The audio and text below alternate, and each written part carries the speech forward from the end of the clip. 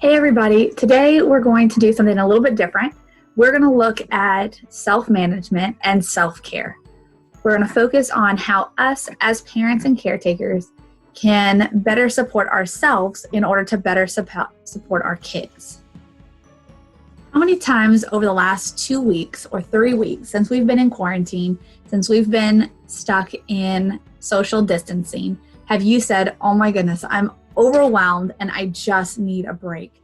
I can't handle all of the working from home, the work studies that my kids have, the homework, the live lessons, the Zoom meetings, the team meetings, keeping track of where my kids are and what they're doing, keeping track of cleaning the house and doing the dishes and making meals that are healthy and being supportive to my spouse or significant other and other family member through Skype or Zoom or other messaging systems, video messages. How many times have you said, hey, I just need a break? I can guarantee you, if you're anything like any of the parents that I've talked to or teachers that I've talked to, or even myself, you've had this moment more than once. So what do? I want to talk to you today a little bit about self-care. Self-care is a process. This is not something that you just one and done. All of a sudden you're great, you feel good, and you never have to deal with self-care again. It's a process, it's ongoing, and it's something that needs to be practiced every single day. So the first step to self-care is identifying what is triggering the situation. Triggers come in so many different forms, so many different ways, and we'll talk more about that later on. The second step is identifying what would be the ideal outcome of the situation. Now, when we look at the ideal outcome, we're not saying that this is the way it's going to be. We're not saying that all of a sudden your kids' classes are going to have less homework, you're going to have the perfect amount of Zoom calls to talk to your kids' teachers, all of a sudden the laundry is going to be done, your kids are going to clean their rooms, your spouse is going to magically do the dishes for you.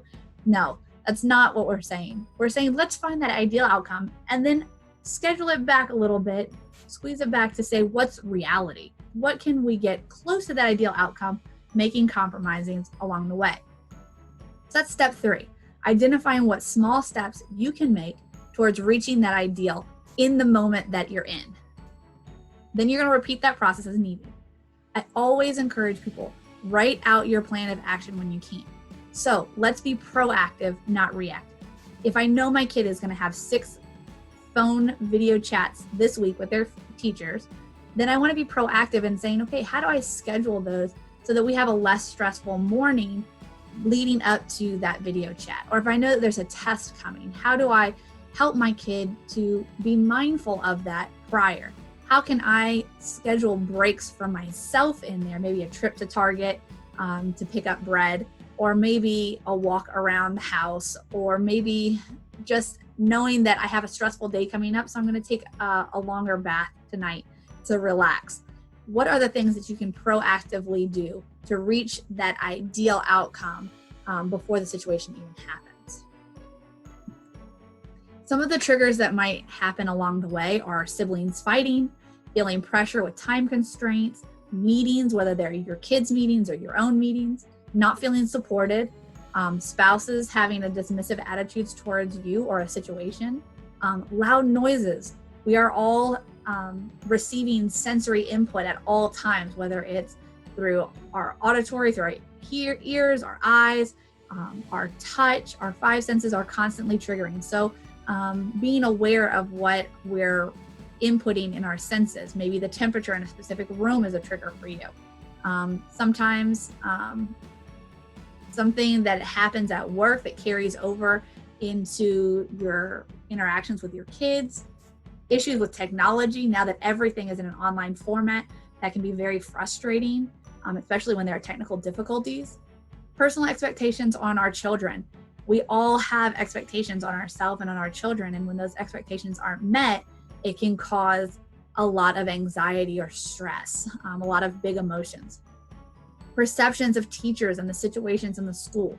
What are your expectations on the teachers? How are you perceiving those teachers? And the list can go on and on. There are so many different things that happen in our everyday life that can cause triggers. One of those things that I want to talk about is sensory integration. This is the process by which we receive information through our senses, organize this information, and use it to participate in everyday activities. Each of us has a current level of sensory input needed and a level that's too much. Oftentimes, the stimulus we are receiving is out of our control and not within those boundaries. So if you're working from home, it may not be in your control to have a quiet environment if you have toddlers running around your house. Or maybe your sensory input load of the perfect degrees of temperature is 68 to 72, but you have a kid who's sick and they need the house a little warmer. Or maybe you have several people in the house whose body temperature normally runs hot, so you have the temperature down a little cooler. When we are in sensory overload, it's easier to respond quickly and impulsively. And this can cause a lot of unnecessary stress on our kids and on ourselves. So when we are in a state of sensory deprivation, we're more likely to seek out that stimulus in a different way, and not all the time are they healthy. Our students and our kids are no different. When they are overstimulated or understimulated, they're going to look to remove that stimulus. So they may, if they are, for example, spending a lot of time on the computer, they may look to throw a fit and say, I'm not going to do any more work because my sensory overload is reaching just too much for me. Or when they're in need of a certain sensory, maybe they're cold or hot, or maybe they need quietness, or they need a hug. They're going to look for that out. And sometimes if that sensory input that they're looking for is a hug, it might come out as a little bit more aggressive, fighting with siblings, fighting with their parents, throwing things around, especially in this time of high stress. So understanding what sensory needs they have and what sensory needs you have is really important. So what do we do when we identify these triggers? What is the process that we can take? So self-care is an ongoing process, like I said. These are just simple things that you can do to aid in your self-care. So 1, be aware of your triggers, your perceptions, prejudices, any needs that you may have, and understand what they are. I often tell students, and it's the same for parents, write these triggers down. If you know that there's something that just really annoys you, write it down and communicate it with your family. Let them know that, hey, when I'm on the computer and you guys are making all this noise, it really makes me anxious, or it really frustrates me. Or when I'm trying to help you with school and you're yelling at me, that's really, that's a trigger for me. It's really hurting my ability to be able to help you. Create yourself a self-care box. This may seem childish to you, but I guarantee you it will help. Get together a little box or basket or bag that is yours. Write your name on it because you know your kids are going to want to get into it. Put in some coloring books, tea, chocolate, chapstick, have a list of your favorite songs, have a certain book that you like to read that's calming, and set it in a place where it's calming to you, that you can access it at any time. Your time is sacred. When you're doing self-care, that's your time to focus on you.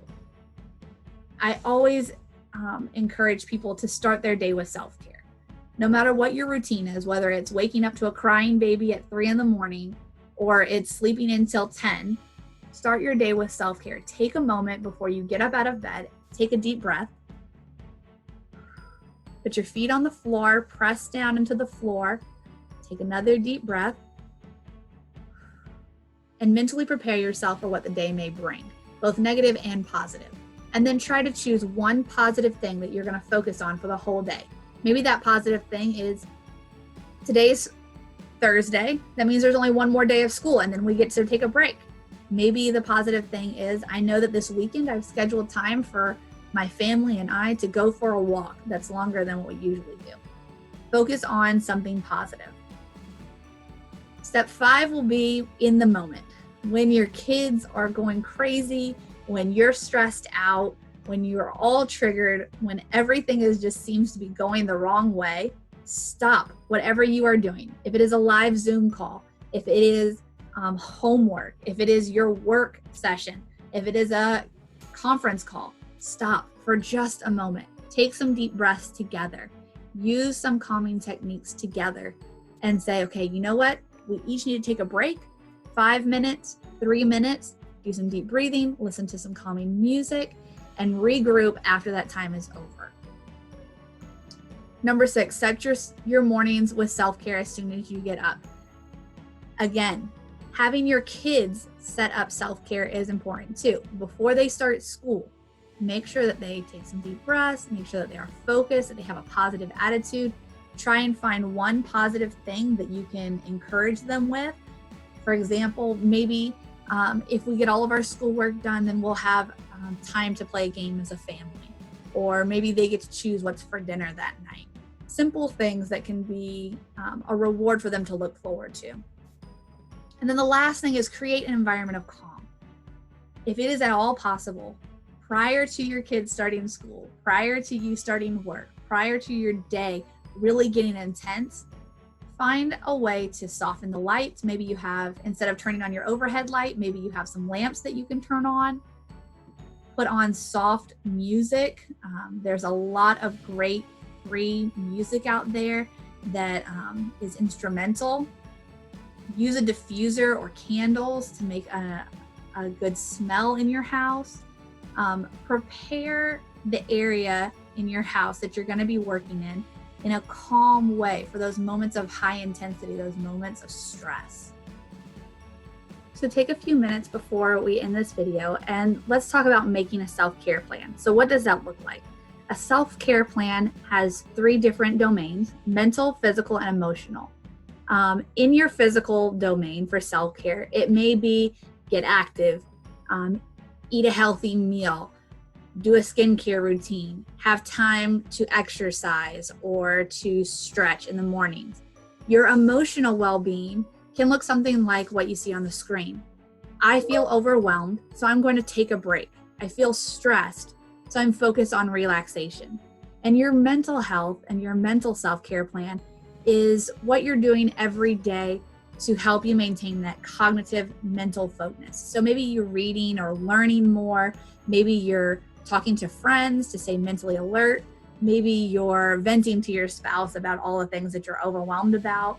Maybe you listen to podcasts, or maybe there's a daily medication that you need in order to think clearly. Take a moment and, along with your spouse or with your family, create some self-care plans. What is it that your child is feeling, and how can you fulfill that need? So I feel, so I need to, and then what domain does that fall into? Take each one of those feelings and put them into a domain. I feel tired, so physically I need to get a rest. I feel angry, so emotionally I need to find a positive outlet. I feel broken, so maybe mentally I need to talk with a friend or a counselor or a supportive person to feel mentally prepared for the rest of the day. And then remember, you're not alone. We are all here to help you. We are all here to support you in anything that we can, and we're here for your kids.